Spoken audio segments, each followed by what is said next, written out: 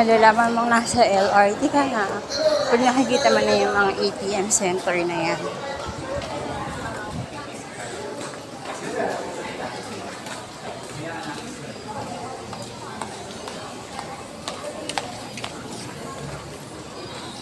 Yan, habang hindi pa masyado masikip.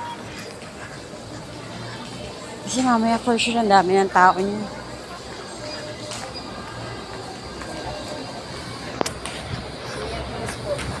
Tapos, yun, scan.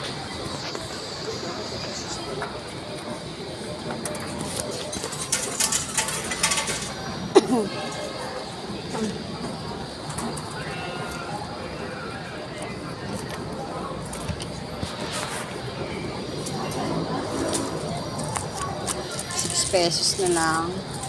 So, magla-load tayo.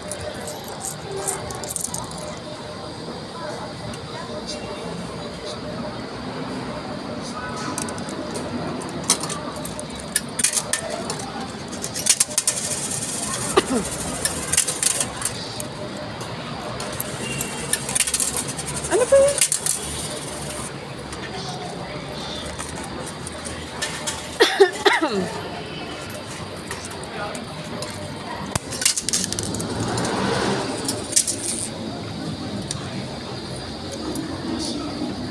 Wala man lang siya kinain kahit isa. Hindi niya kinain yung pera.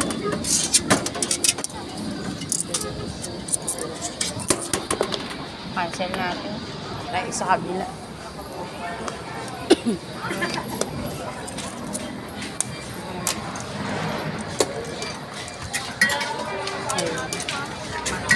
Kasi tinatang.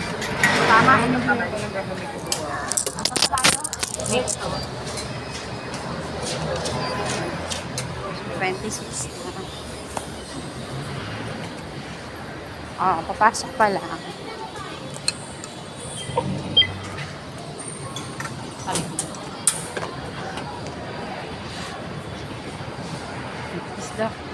Sorry.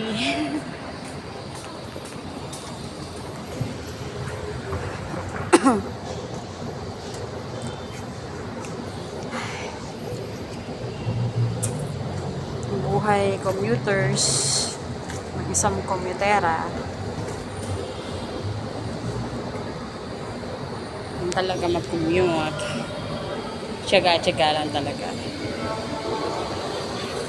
And we're here now.